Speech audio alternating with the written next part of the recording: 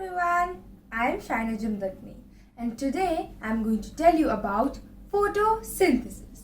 Photosynthesis is a very common term that we hear in almost every grade. So I am going to tell you about what exactly photosynthesis is and how we can explain and elaborate the process. So let's start. Basically, photosynthesis is a process by which green plants make their own food in the presence of sunlight, chlorophyll, carbon dioxide and water. So this was a definition of photosynthesis in a very layman term. But if we want to elaborate it and write beautiful and lengthy answers in our higher grades and attain more marks, we can always elaborate. So what we can add into this simple definition is from where exactly is photosynthesis, the word photosynthesis is derived. So basically photosynthesis is derived from two words, photo and synthesis. Photo means light and synthesis means food. So this means that green plants make their food in the presence of sunlight. So we can add this line as well. Then we can elaborate how the green plants get these different raw materials to make their own food. So we know that the green leaves in a plant, they are the main kitchen of the plant where the food is created. But that is a misconception, because any green part of a leaf, even when we have a sapling, the whole leaf, the plant, it's green, right? So it means in all the green parts of a plant, the photosynthesis occurs, because photosynthesis needs a very crucial element called chlorophyll for this process to happen. So what exactly is chlorophyll? Chlorophyll is a green pigment present in the leaves and all the green colored area of a plant. That can be the stem as well, the leaves, the sepals, on every different parts in the shoot system that is green. So chlorophyll, it is a part of a plastid called chloroplast. Plastid is a cell organelle that is present. So you can learn about plastid in my other video, which is all about plant cell, and you can watch that too to know more about it. So let's not get into that deep. So what we got to know is that chlorophyll is that green pigment required for photosynthesis. Let's move on to this next thing that's required, which is carbon dioxide or CO2, which plant gets from the atmosphere. So there are stomatal pores on the leaves from which the exchange of carbon dioxide and water, the process of transpiration occurs. So the plant takes in carbon dioxide from the air, and after it makes the food, that the gas that is released is oxygen back into the atmosphere. So we got the next thing, which is after chlorophyll we have carbon dioxide, then we have water. Water is absorbed by the roots of the leaf deep in the soil. So from the soil, the plant gets water as well as 13 other nutrients which is essential for its growth as well.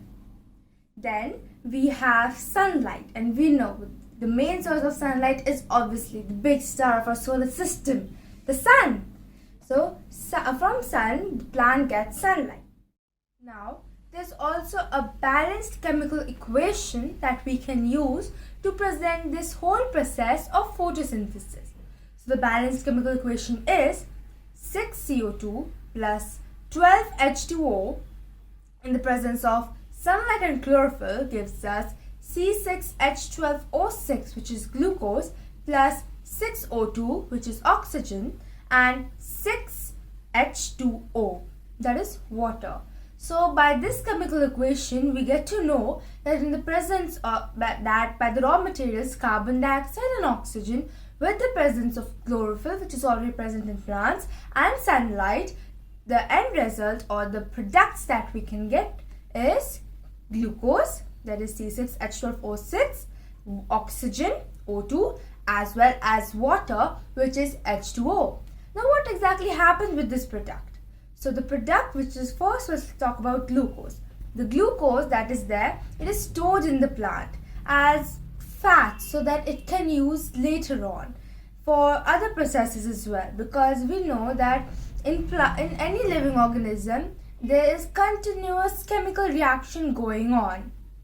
So this glucose is stored as starch in the plant, while the oxygen that is produced, that is expelled from the plant and that is sent into our surroundings, and therefore it is crucial to plant trees and plants so that our atmosphere can have higher concentration of oxygen than CO2, which is currently the situation. So that is what happens with oxygen. And then water, H2O, that is either stored in the plant or excess of it is again sent into the surroundings through the process of transpiration. Transpiration now is a process by which plants expel the excess water present in them into the surrounding through the stomatal pores, which open and close depending on the guard cell. So when the guard cells swell up, they open, and when they shrink, the stomatal pores, they close.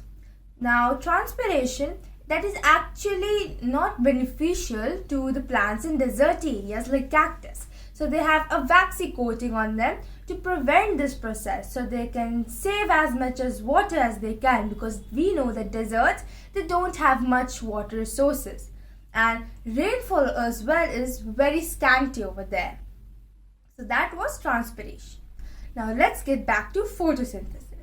So now we got to know about the raw materials that are required for the process of photosynthesis by the plant, and from where the plants get this raw material, as well as the end products and what the plant does with all these end products.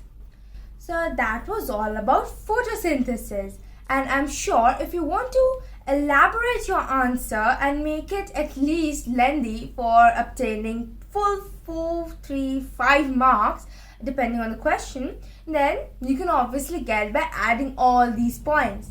While you can always use a simple definition to start your answer, or state an answer for 1 or 2 marker.